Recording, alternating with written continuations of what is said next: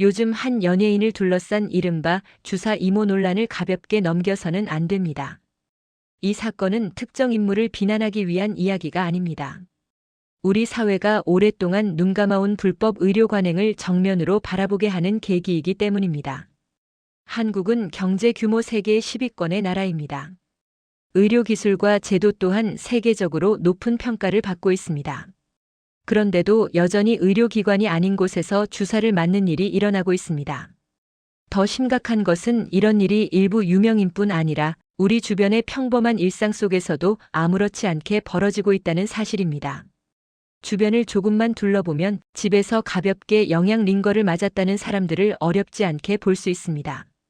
피곤해서 맞았다고 하고 기운이 없어서 한 번 맞았다고 말합니다. 하지만 이 가볍다는 표현 속에 우리는 너무 많은 위험을 숨기고 있습니다. 우리나라 의료법은 분명합니다. 의료행위는 의사, 치과의사, 한의사, 간호사 등 면허를 가진 의료인만 할 수 있습니다. 특히 약물을 인체에 투여하는 주사 행위는 의사의 처방 없이는 불가능합니다. 이 규정은 불편하게 사람을 통제하려는 규칙이 아닙니다. 사람의 생명을 지키기 위해 만들어진 최소한의 안전장치입니다. 주사는 단순한 기술이 아닙니다. 약물은 누구에게나 똑같이 작용하지 않습니다.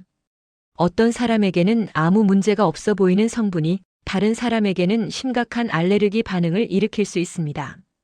혈압이 급격히 떨어질 수도 있고 호흡 곤란이나 쇼크로 이어질 수도 있습니다. 이런 상황이 발생했을 때 가장 중요한 것은 즉각적인 대응입니다. 의료기관이라면 산소 공급과 응급 약물 투여, 심폐소생술까지 바로 이어질 수 있습니다.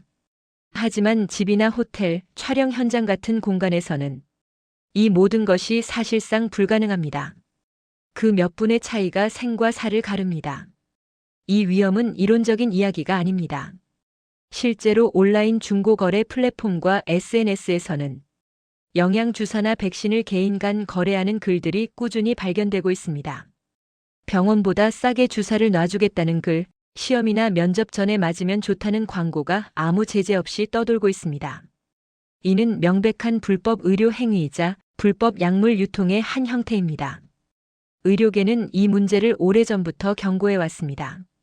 대한의사협회를 비롯한 전문가들은 의료기관이 아닌 장소에서 이루어지는 주사 시술을 명백한 무면허 의료 행위로 규정하고 있습니다.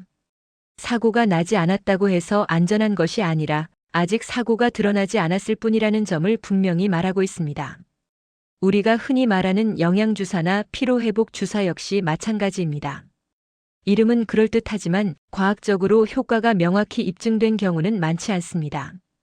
일시적으로 컨디션이 나아진 것처럼 느낄 수는 있지만 그 효과보다 부작용의 위험이 더 클 수도 있습니다.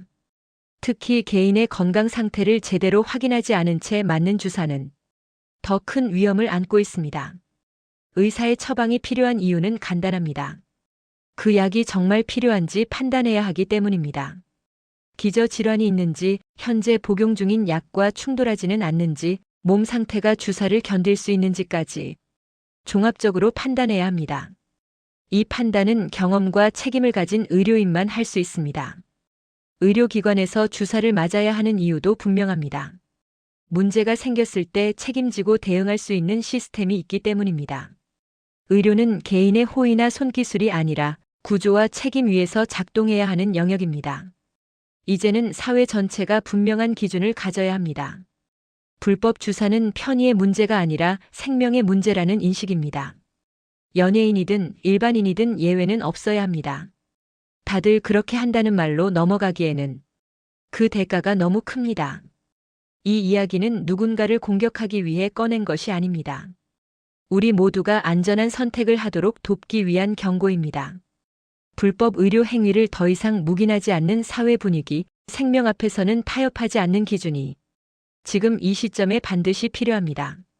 오늘 이 이야기가 가볍게 여겼던 선택을 다시 생각하게 만드는 계기가 되기를 바랍니다. 안전은 언제나 과할수록 좋기 때문입니다.